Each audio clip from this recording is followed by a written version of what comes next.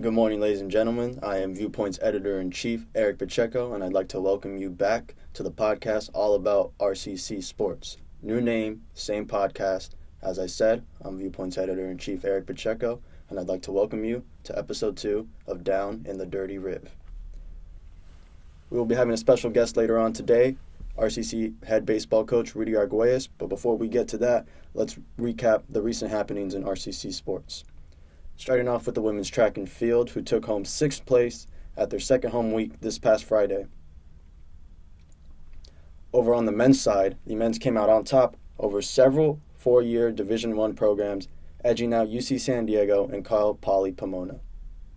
Heading down to the beach for women's volleyball, the Tigers grabbed a 4-1 victory over the Santiago Canyon College Hawks, but fell 4-1 to the Cypress College Chargers to move to 2-8 on the year. And lastly, down on tennis, the Tigers grabbed a victory over Hope International University, 4-3. They improved to 8-3 overall on the year.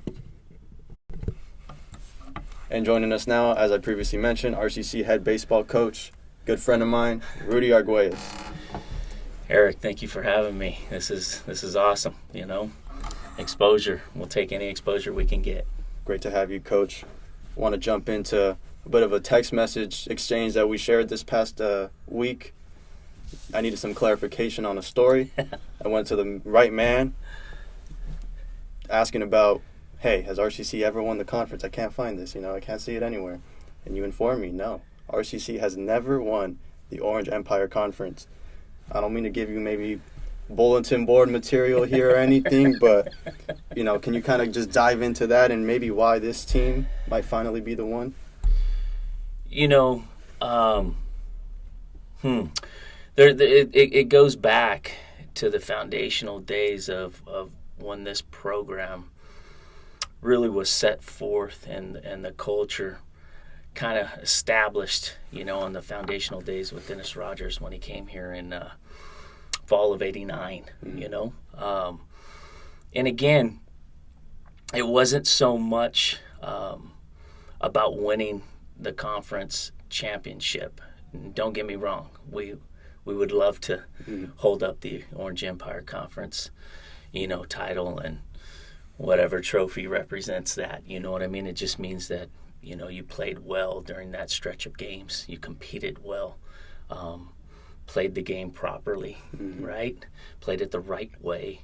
But the emphasis had always been doing things right. Developing and growing each and every day as a human being, as a student. And then by default, and it still holds true to this day as far as the message here is, you take care of those those pillars there, and have a high emphasis each and every day with that type of growth or the intent to grow in those areas every day. The baseball player kind of comes by default. And if you can get the players to grasp that, then the true growth, the real cultivation of culture, becomes reality, becomes real. And then it comes about.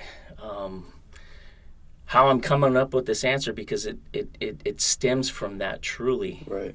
And we have never been able to hold up that conference championship, but the emphasis has always been on being a champion. Right. And the ultimate champion is to be that last team playing on the last day, right? And that's here in California at our level is the state championships. And, we've been able to hold that one up 5 times. So I'll take those 5 over the Orange Empire title any day. Absolutely, Coach. And before the season, when we talked, you went really into depth about raving about this pitching staff that you had so far in this kind of preseason, I guess you can call, before conference. 2 guys have stood out, Jorge Rodriguez, Evan Stratton, figure to maybe be staples in this rotation as we get set to conference. Have you really ID'd those kind of other guys who are going to mix in and fit in, not just in the starting rotation, but, hey, I want this guy coming in the 6th inning in a 1-run ball game, to get us out of that jam, and just the pitching staff as a whole? Yeah, I still feel, and we still feel, as a staff, it's still a work in progress. We have two key pieces on that staff that haven't even had opportunity yet. They haven't even come off their rehab yet, and some high expectations, and there's some excitement with it. With them coming in, and here, man, with Julian, I mean, you may see him this first week in conference, Right. and again, no one's seen him, right? Young man that showed flashes of what he is capable of. Part of that excitement that I expressed earlier, Right. And then went down with an injury at the end of fall, and again, this is their livelihood, so we've been really, really patient with the rehab and Right. make sure he is absolutely confident and 100% ready to get in there and compete and be convicted with each pitch. But man, he's itching and he's ready, and we think he's ready. We feel confident in that. So adding him to the rotation already. And then Sean York, second year, Right. he's been here, right? Projectability through the roof. Both of them, one's 6'5", the other one closer to 6'7". You know what I mean? From the right side, so he's close behind. You add those two to the staff that's, have been diligent, have been effective, has showed flashes of what we believe they are, and I think their best days truly are still ahead of them. Right. The two you mentioned have stepped up. Still a lot of growth, Right. within both of them. But man, they continue that growth. They have a chance to be absolute frontline guys Right. with Jorge and Evan, and then no defined roles. I think with the whole staff, a ton of versatility, and I think that's going to make them effective as heck.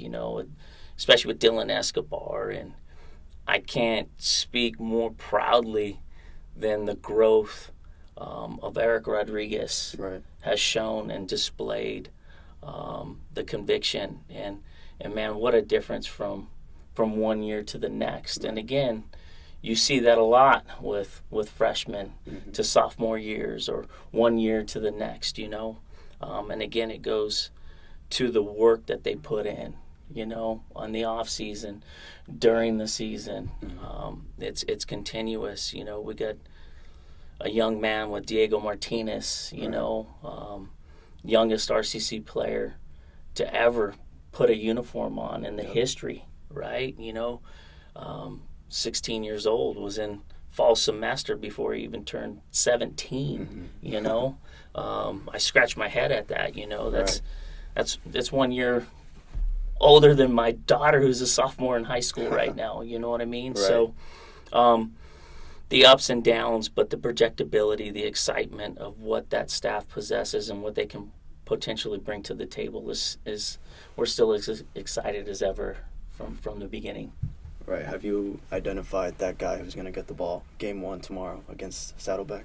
Yes, and a matter of fact, Eric, walking up to meet you right now, I just text, the head coach at Saddleback, Summer McCartney, and told him that we'll be going left-handed pitcher, and that'll be Jorge Rodriguez. He will Right. get the ball tomorrow.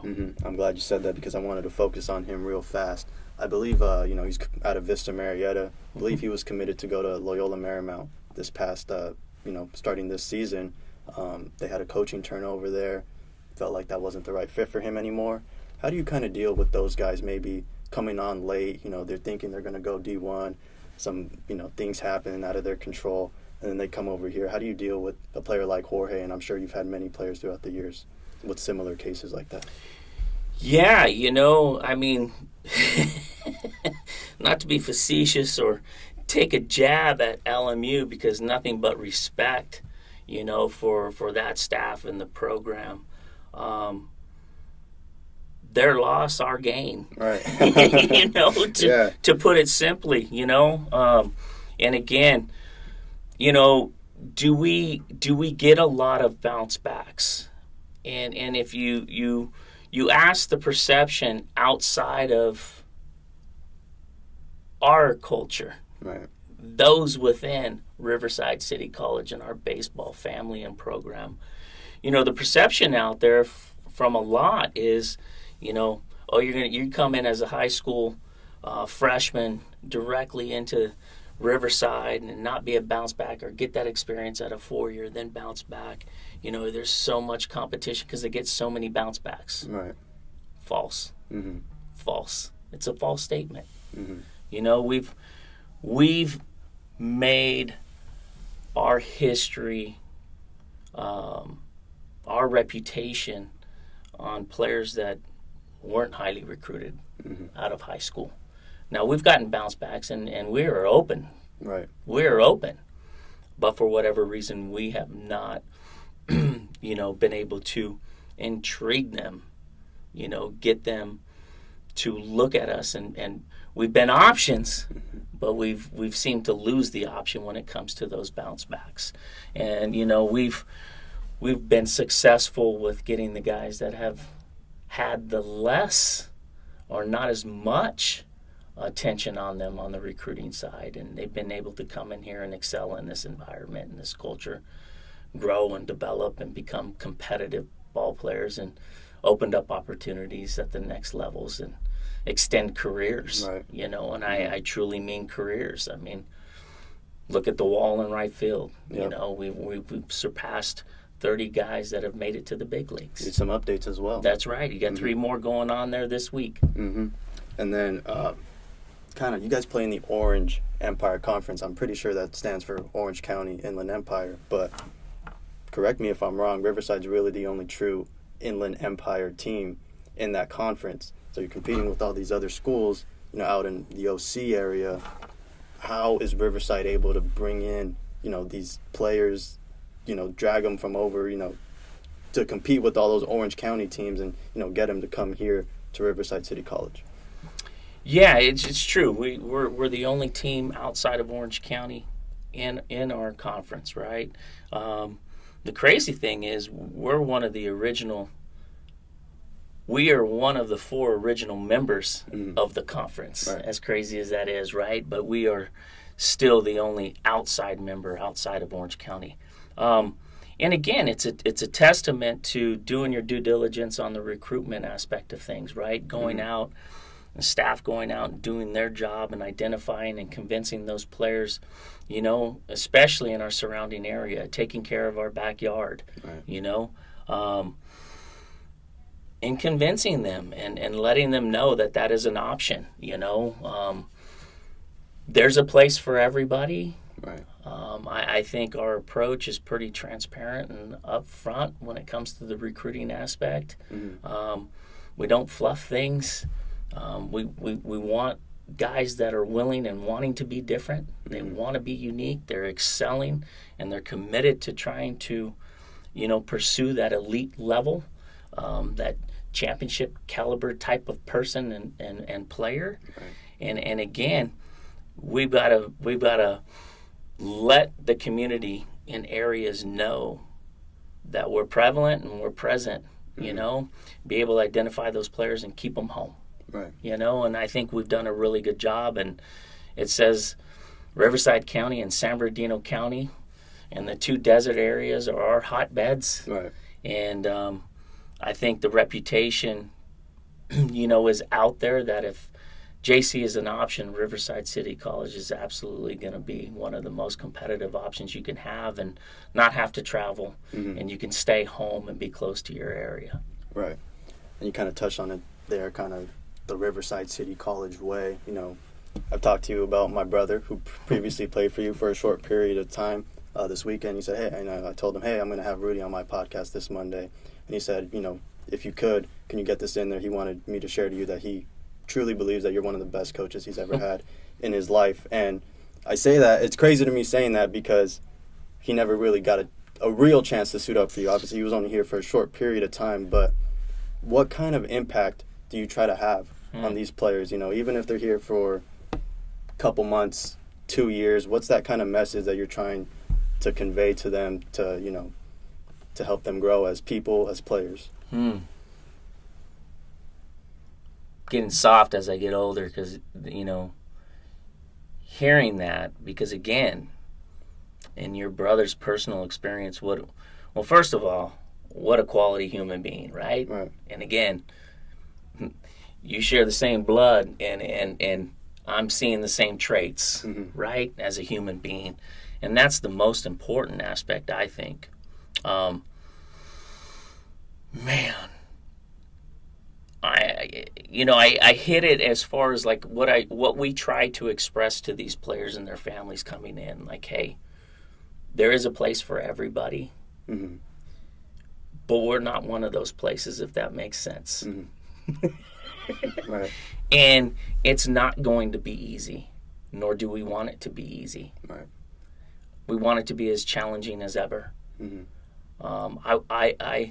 I love when players come and they express, as your brother, right? Like, it was the most challenging experience or time or period that I ever had to go through, but probably the most rewarding. Right? The most gratification. And they may not experience it during the immediate time here. It may be experienced when they leave here. Right. And we're absolutely okay with that. Our whole objective and our whole goal is that they get to connect to those things, so that whether it's here, we'd love for it to happen here, right? And all three of those facets, human being, student, player. But if they get it after, that's all that matters.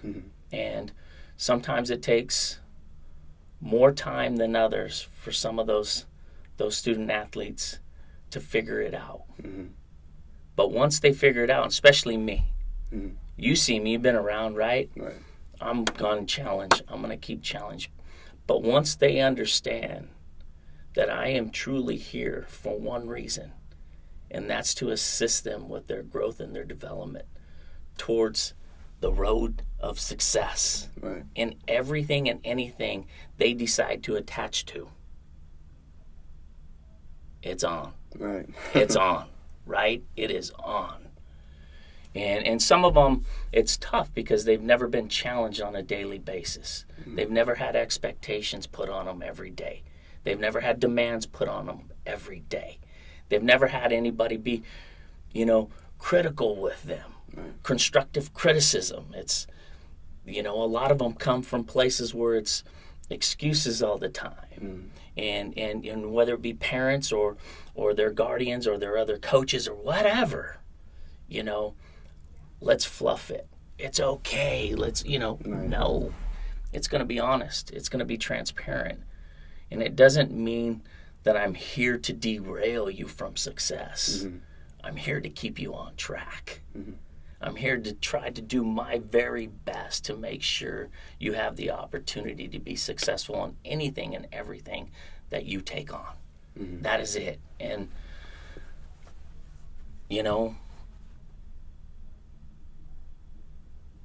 I approached them as I approached my sons.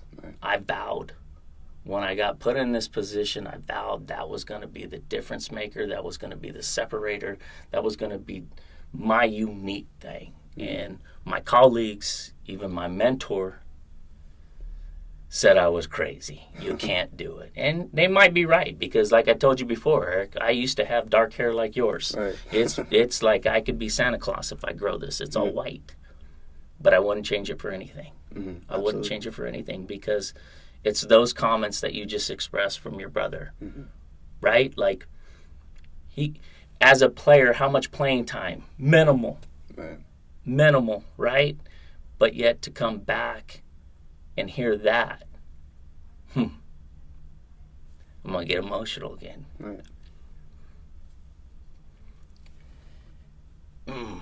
Let me gather myself, because No worries, Coach. when you take this profession on and you take on the responsibility, and it is a responsibility as a coach, it's beyond that. And when you take it that serious and you take it on in that manner, there's no avoiding the emotion. Because again, they're like my kids. And all we want as parents, and again, you're a form of a parent. Right. Not all of us take that on. Mm-hmm. Not all of us will wear that hat. But the success is all you're wishing for your kids. Right. Absolutely, Coach. And that's what that expresses. That was great right there. Going on out. Sorry, man. I didn't mean to derail you. No, not at all, man. You got to let that one sit a little bit. But you kind of touched in that spiel right there about honesty and transparency with your players. Kind of wanted to ask, we talked about Eddie Alfaro this past week, who started off the season on a skid. A guy who's a Division I bounce back, second year here, poised, expected to have this great big season, comes out the gate 2 for 26. Not just with Eddie, but any player, whether it be a guy who's slated to be right in the middle of the order or the guy at the bottom of the depth chart. How do you approach those guys who, are struggling, and how do you, try to get them to flip the script and turn it around?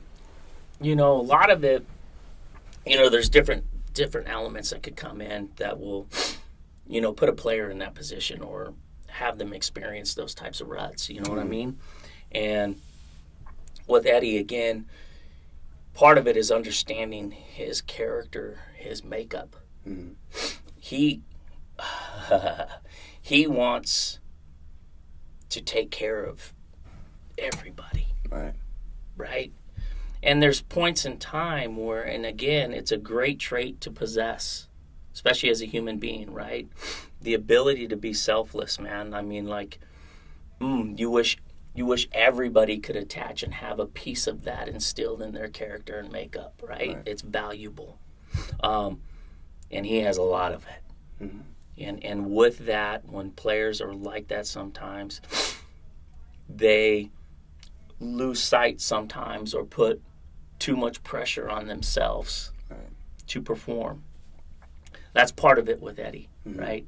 He is worried about everybody, and he wants to make sure everyone is good, right? And then the other part is, trusting the process. Right. Getting the player to trust the process. The results might not be coming immediately, but trust the process. And don't be quick to eliminate the process or something that you're working on within the process. Mm-hmm. Let's try something else. We call them, those guys like to tinker all the time. Right.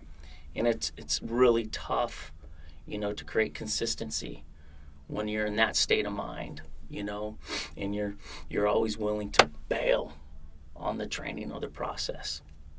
And then sometimes, experiencing something like that, experiencing a run like that, a frustrating run like that, right,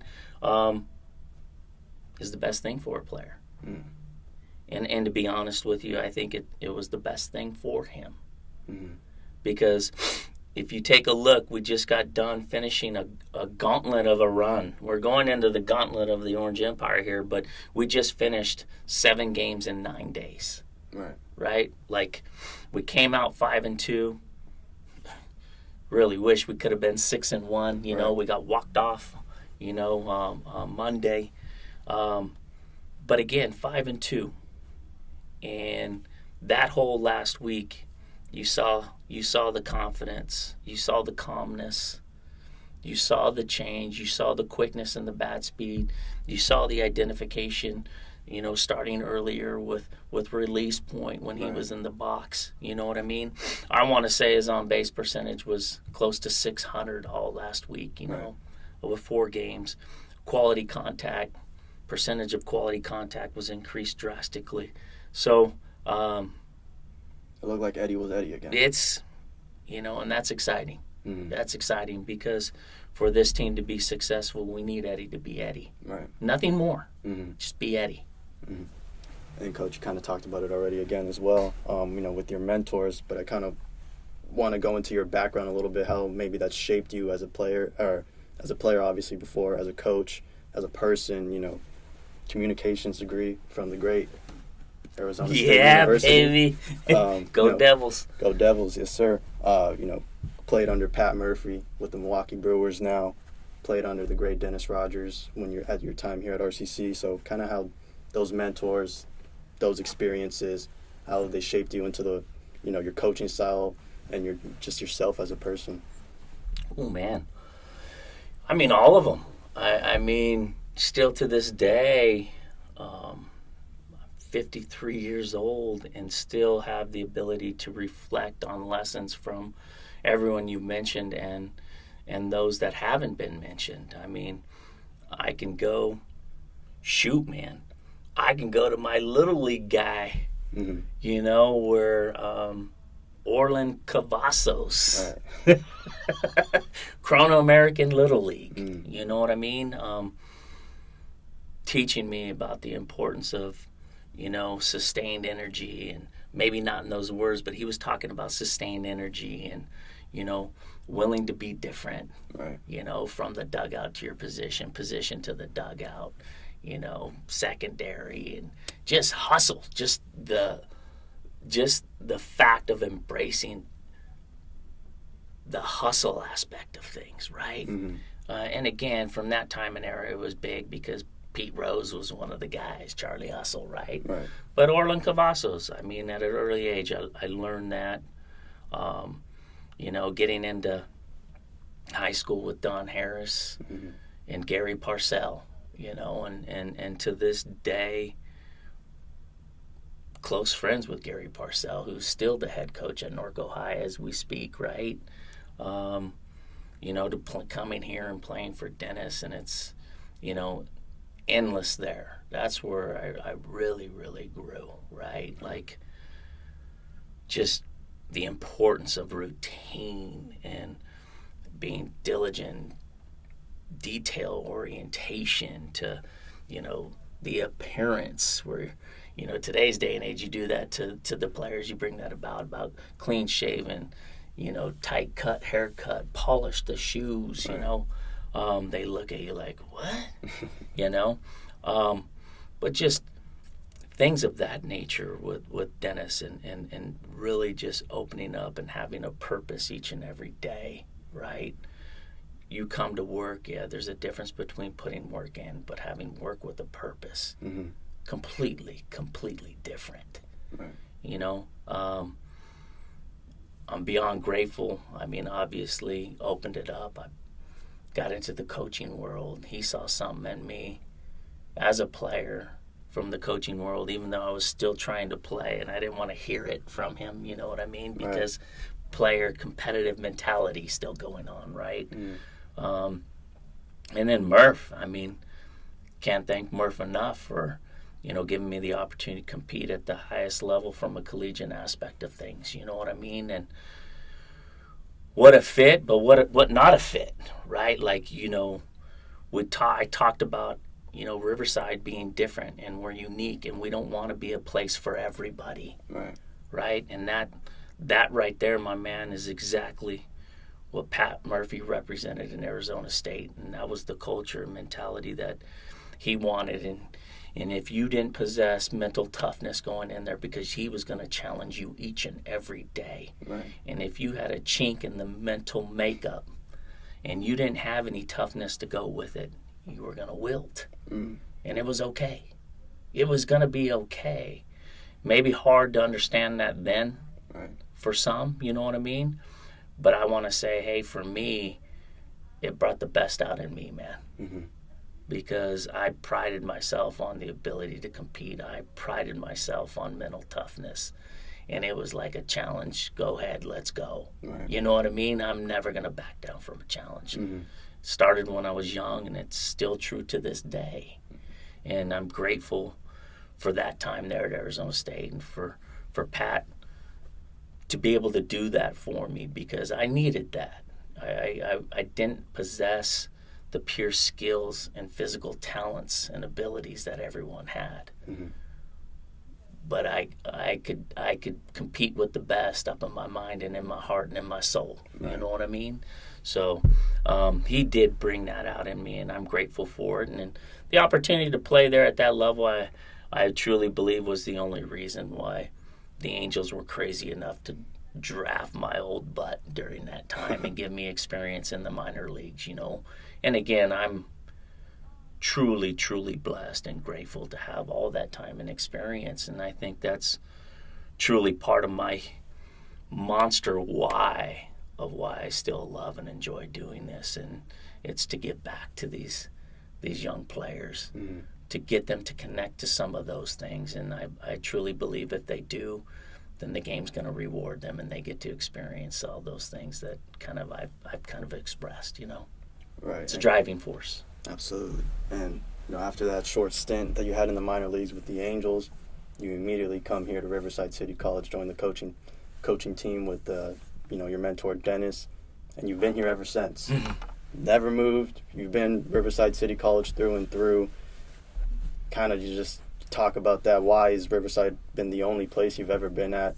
And also, you had the kind of impossible task of following Dennis Rogers, succeeding him after the legendary career that he left behind, and transitioning it to another RCC sport. Someone's got to have to do that for the football team coming up here soon, following the impossible task of Tom Kraft. Right. From your experience doing that, what kind of message, advice would you give to someone who has to succeed a legendary, multiple-time champion, great coach of that nature? Great question. Real scenario, right? I was asked that numerous times, over and over, when we made the transition, years back. And the answer still holds true. And if I had the opportunity to speak to whoever is going to be coming into that position, to take over for Tom and the football program, I would give them the same answer. You're never, ever going to fill those shoes. Right. Nor should you try. Be humble. Trust your intent, right? And be able to identify what is good, what is effective, what is quality. No need to change it, right?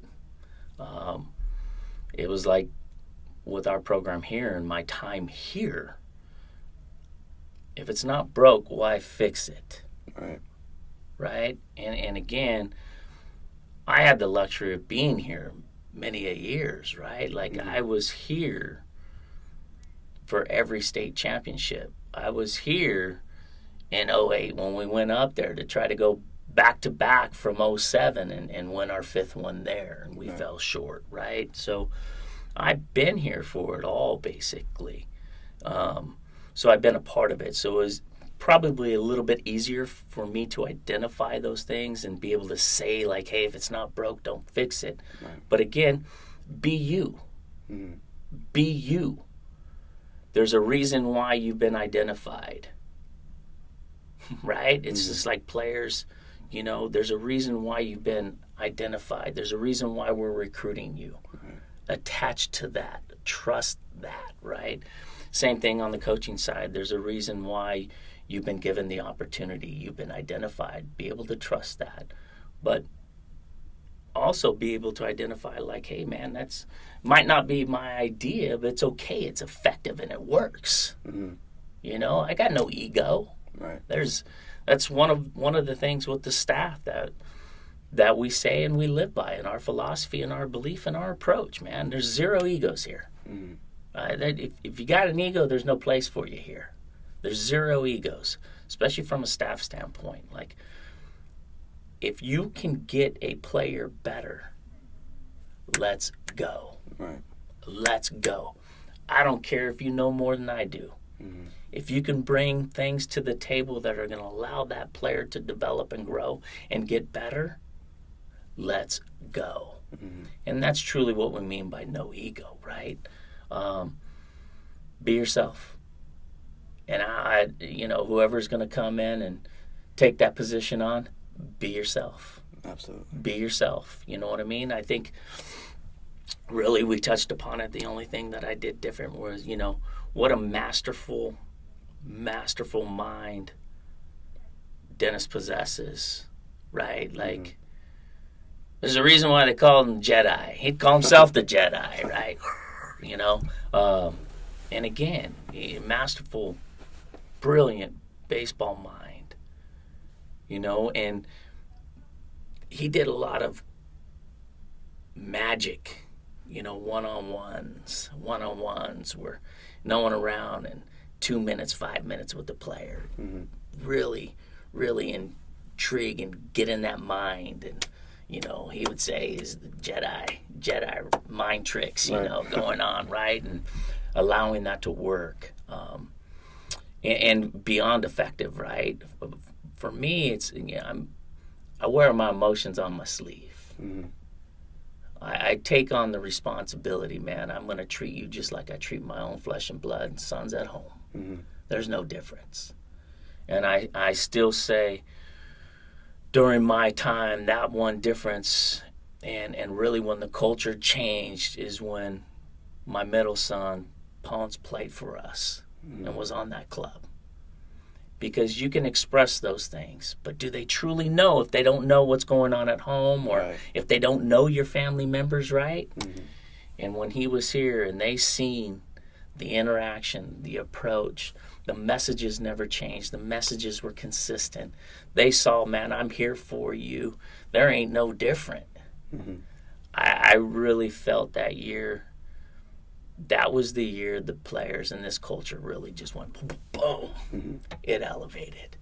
And they stood back and were like, he's not lying. Right? It's not propaganda. Right. It's honesty. It's truth. It's real emotion. He freaking cares, man. Mm-hmm. He's hard, but he cares. And what year was that for, clarification? When you're 2017, 2017. So about your first couple of years. It was as second head coach. year, yeah, Right. second year. And I truly tease him. I mean, he's a full-fledged firefighter medic in Anaheim Fire Department, now successful, tremendous human being, as all my kids are. But I tease him because I said, man, his experience and time here, I forced him into that career. Jokingly, obviously. Right. And then lastly, Coach, wrapping up here, don't want to take too much of your time, but for those who don't know, what can we expect out of your RCC Tiger baseball team as we get into this stretch, with conference play beginning this week? Yeah, I don't know. We can expect. We expect to be a championship caliber club, and that is instilled, that is expressed. Those are the expectations. Those are the demands that we talk about from day one when we started. It doesn't matter, right? Mm-hmm. Like, you're going to grow that belief system. We're going to feed that belief system. You need to jump on the train, because if you can't, you're going to fall off, right? You're going to fall off. We expect to be that competitive every year, and it's no different this year with this group and this club. I think a positive outlook is we haven't even come close, not even close, to playing the best baseball we can potentially play, right? Like, we haven't. It's not even been close. So some can look at that statement and go, well, that's not good. Or some can look at it and go, oh, man, there's a lot of good still that's to be had. Right. And I think that's, again, another perception piece, but that's what we're looking at. The excitement is there. We just completed season 1, and here we go, season number 2. Right. There's no ERAs. There's no batting averages. There's no innings logged. There's no at-bats. Everyone's at 0 starting tomorrow. And if that doesn't excite you, I don't know what will, right, from a competitive standpoint. So it's exciting. I truly do mean that. We haven't come close to playing our best. I feel our best is yet to come. So we should be as competitive as heck.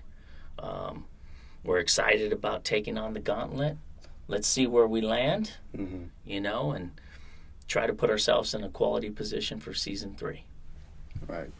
Right on, Coach. Thank you once again. Always a pleasure to have the chance to speak with you, especially on a more extended level as this. You got me wanting to lace up the cleats again and run through a brick wall for you guys. So, hey, if you ever need a skinny 140-pound speedster, you know who to call. But thank you again. This is Viewpoints Editor-in-Chief Eric Pacheco. This has been episode 2, Down in the Dirty Riv. Thank you once again to my guest, RCC head baseball coach, Rudy Arguelles. Thank you, Eric. Don't forget to follow us on all social media at RCC Viewpoints, and to stay up to date with everything Tigers baseball, follow the baseball team at baseball_RCC on all socials. And for everything Tigers sports, always follow RCC_athletics.